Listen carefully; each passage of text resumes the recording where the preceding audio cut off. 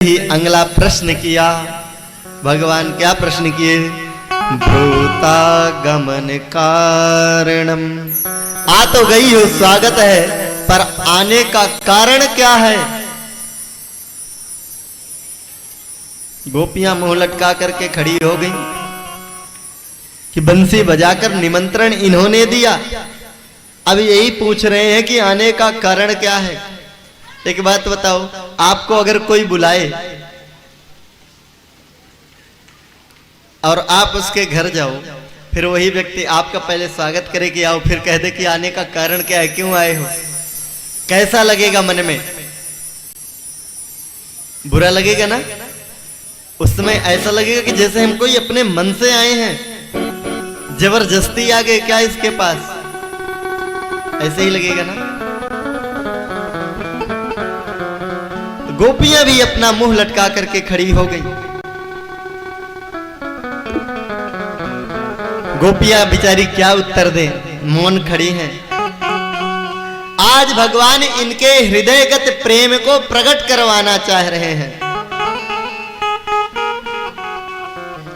भगवान चाह रहे हैं कि गोपियां अपने मुख से कहें, अपने मुख से बतावें कि वो कितना प्रेम करते हैं।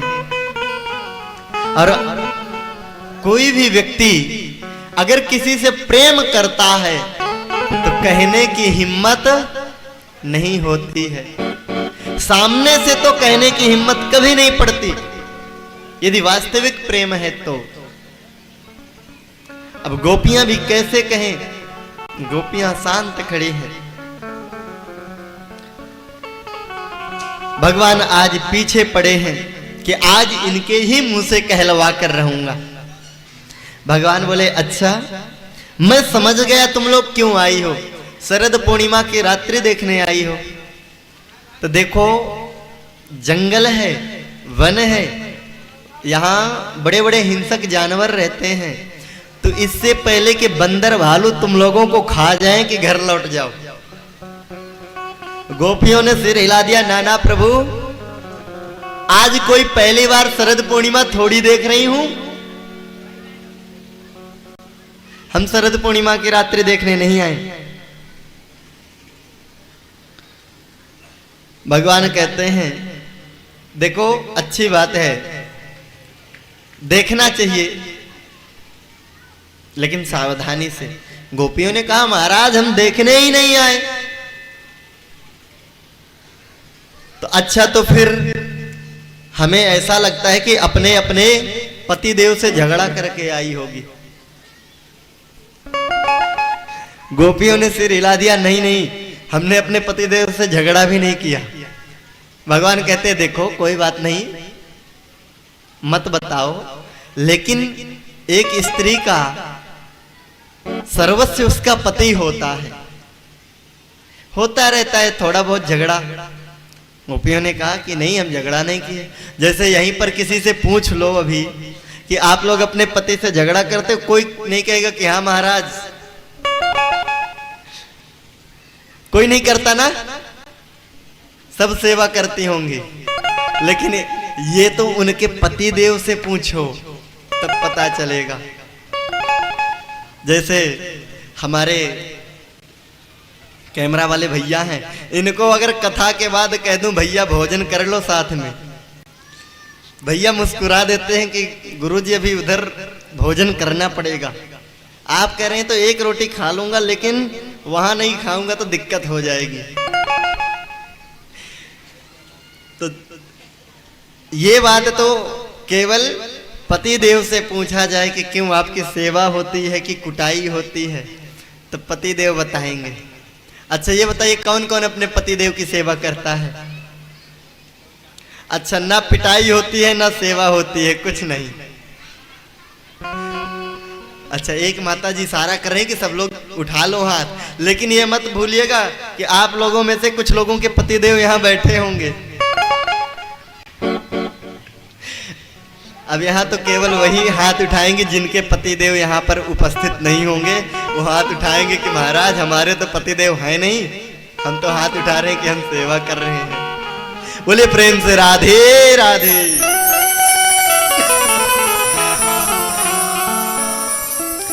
भगवान कहते हैं देखियो, चाहे महाभारत क्यों ना हो जाए, लेकिन एक स्त्री का सर्वस्व उसका पति होता है।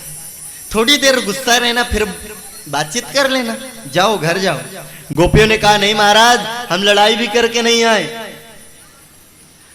भगवान कहते हैं अच्छा, तो फिर हमसे मिलने की भावना से आई हो? गोपियों ने कह दिया हाँ। तो भगवान कहते हैं देखो ऐसा है, मिलने का आनंद तो दूर से है, अगर करीबी हो जाएगा तो हमारा जो सम्मान कर रही हो ना, वो सम्मान नहीं करोगी। जैसे आप लोग खुद देखिए, आप कहीं साल भर में 6 महीने में कहीं जाइए, आपकी बड़ी सेवा होगी, होगी ना? हाँ जी होगी ना। जैसे दामाद अब दरवाजे पे खटखटाएं कि देवी जी दरवाजा खोलिए मैं आ गया हूं, तो आप बताइए उस समय उस फोटो की पूजा करेंगे कि पहले जाएंगे गेट खोलने? गेट खोलने जाएंगे ना। तो आज गोपियां कह रही है प्रभु, जब सांचे के पति सामने हो तो माटी का पुतला का हम क्या करेंगे? अरे हमारे हृदय के, हमारे आत्मा के पति तो आप हैं, तो हम उस माटी के पुतला का क्या करेंगे? एक गोपी के मन में मान हुआ, बाकी सबको अभिमान हुआ। तो भगवान उस माननी गोपी को मनाने के लिए अपने साथ लेकर के चले गए। बाकी सब गोपियों के बीच से अंतर ध्यान हो गए। अंतर्हिते भगवती सहसैव ब्रजांगना। अंतर्हित के 2 अर्थ हैं। पहला अर्थ है अदृश्य हो गए, और दूसरा अर्थ है कि भगवान गोपियों का हृदय से हित चाहते थे, इसलिए अंतर्हित हुए हैं।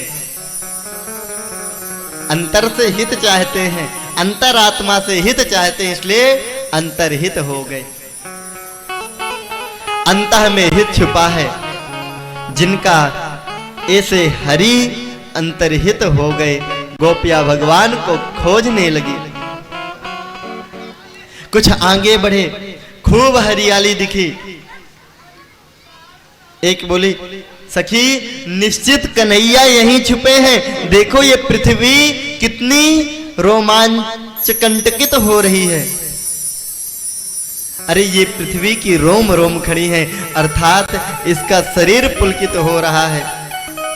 हमारे प्राण प्यारे प्रभु के स्पर्श से ही यह इतनी पुलकित हो रही है।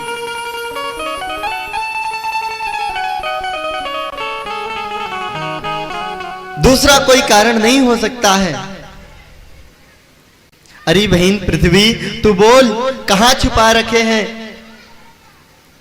तेरी पुलकावली बता रही है कि तेरे पास ही कहीं छुपे हैं मेरे प्राण प्यारे। बता कहां छुपे हैं? पृथ्वी ने कहा देवियों, ये तुम लोगों का भ्रम है।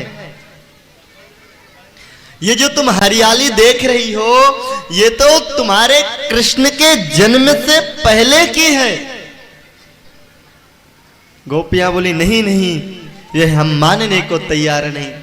श्री कृष्ण रूप में ना सही तो जब हमारे प्रभु 52 बनकर तुझे नाप रहे थे अपने श्री चरणों से, तब से उनके चरणों का अंग संग पाकर तू पुलकावली हो रही है। पृथ्वी ने कहा नहीं नहीं, वामन जी का जन्म नहीं हुआ था, उससे पहले हिरण्याक्ष के चंगुल से उद्धार करने के लिए हमारे प्रभु वाराह रूप में आए, तभी से तू पुलकावली है। प्रेमी विरही को बोध नहीं रहता कि मैं किस प्रकार से किससे बात करता हूं। अगर कोई प्रेम में विरह है, वो किससे क्या बात करेगा ये उसे खुद नहीं पता चलेगा। जिससे मिलेगा ना उसी से बातें करने लगेगा, उसी को अपने हृदय की बात कहेगा कि हो सकता है हमारे हृदय का भार हल्का हो।